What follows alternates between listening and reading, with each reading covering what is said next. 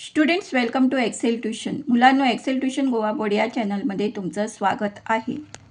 या व्हिडिओत वाक्प्रचार व त्याचा वाक्यात कसा उपयोग करायचा ते आपण शिकणार आहोत. तर चला सुरू करूया. लक्षात ठेवा, आपल्याला वाक्प्रचाराचा वाक्यात उपयोग करायचा आहे, अर्थाचा नाही. पहिला वाक्यप्रचार आहे देहभान हरपणे, म्हणजे स्वतःला विसरून जाणे. चं वाक्य आहे गायक इतका सुरात गात होता की श्रोते देहभान हरपून फक्त ऐकतच राहिले. दुसरा वाक्प्रचार आहे अवलोकन करणे, म्हणजे निरीक्षण करणे, बारकाईने पाहणे. वाक्य आहे घटनेचे अवलोकन केल्यावरच न्यायाधीश निर्णय फरमावतात. धमाल उडवणे म्हणजेच मजा करणे. शाळेच्या सहलीला मुलांनी खूप धमाल उडवली. चौथा वाक्प्रचार आहे शंखध्वनी करणे, म्हणजे जोरजोरात बोंबाबोंब करणे. वाक्य आहे घरात कोणीच नसल्याने मुलगा घाबरून शंखध्वनी करू लागला. पाचवा वाक्प्रचार आहे स्तब्ध बसणे, म्हणजेच हालचाल न करता गप्प बसणे. आणि याचे वाक्य आहे अविश्वसनीय बातमी ऐकून सर्वजण काही क्षण स्तब्ध झाले. सहावा वाक्प्रचार आहे जीव भारून टाकणे, म्हणजेच प्रभावित होणे. वाक्य आहे गुरुजींच्या सुंदर भाषणाने सभागृहातील सर्व विद्यार्थ्यांनी जीव भारून टाकला. सातवा वाक्प्रचार आहे हातचे राखून ठेवणे, म्हणजे काटकसरीने वागणे. वाक्य आहे सर्व प्रयत्न फसल्यावर आम्ही हातचे राखून ठेवलेला तो महत्त्वाचा पुरावा सादर केला आणि केस जिंकलो. आठवा वाक्प्रचार आहे सुटकेचा निश्वास सोडणे, म्हणजे सुरक्षित असल्याची खात्री होणे, चिंतामुक्त होणे. वाक्य टीसी पुढे गेल्याचे पाहून विन तिकीट व्यक्तींनी सुटकेचा निश्वास सोडला. नववा वाक्प्रचार आहे गळ्यातला ताईत बनणे, म्हणजे आवडता बनणे. वाक्य नागेश मित्रांच्या गळ्यातला ताईत बनला होता. दहावा वाक्प्रचार आहे फस्त करणे, म्हणजे खाऊन संपवणे.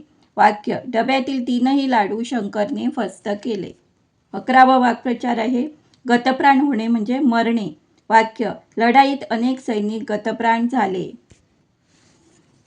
अश्रू ढाळणे, म्हणजे रडणे किंवा शोक करणे.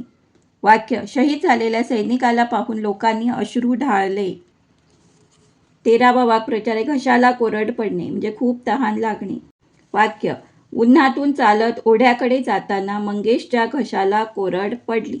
14वा वाक्प्रचार धुव्वा उडवणे, म्हणजे पराभव करणे. वाक्य भारतीय संघाने क्रिकेट मॅचमध्ये पाकिस्तानी संघाचा धुव्वा उडवला. 15वा वाक्प्रचार आहे गाठ पडणे, म्हणजे भेट होणे. वाक्य रमेश व सुरेश यांची जत्रेत अचानक गाठ पडली. 16वा वाक्प्रचार आहे डोके बधीर होणे, म्हणजे काही सुचेनासे होणे. वाक्य रस्त्यात झालेला अपघात पाहून माझे डोके बधीर झाले. 17वा वाक्प्रचार आहे डोळे विस्फारणे, म्हणजेच डोळे मोठे करून बघणे. वाक्य अचानक समोर शिकार पाहून शिकाराचे डोळे विस्फारले. 18वा वाक्प्रचार आहे भान न उरणे, म्हणजे स्वतःला विसरून जाणे. वाक्य काश्मीरी निसर्गाचे सौंदर्य पाहताना कवी भान विसरून गेला. 19वा वाक्प्रचार आहे संशय बळावणे, म्हणजे संशय वाढणे. वाक्य चोराविरुद्ध पुरावा सापडल्याने पोलिसांचा संशय बळावला. 20वा वाक्प्रचार आहे डोळ्यात पाणी उभे राहणे, म्हणजे दुःखी होणे. वाक्य वृद्धाश्रमातील आजीची केविलवाणी अवस्था पाहून माझ्या डोळ्यात पाणी आले. 21वा वाक्प्रचार आहे कृतकृत्य वाटणे, समाधान वाटणे. वाक्य भरघोस आलेले पीक पाहून शेतकऱ्याला कृतकृत्य वाटले. विद्यार्थ्यांनी जर तुम्हाला एक्सेल ट्यूशन हा चॅनल व त्यातील कंटेंट आवडले असल्यास जरूर तुमच्या मित्रांना शेअर करा, लाईक करा अँड सबस्क्राईब करा. Kindly share and support. आता पाहूया शेवटचा म्हणजे 22वा वाक्प्रचार हातभार लावणे, म्हणजे मदत करणे. वाक्य शेठजींनी गरीब रवीच्या घराचे बांधकाम करताना हातभार लावला. धन्यवाद. Thanks for watching.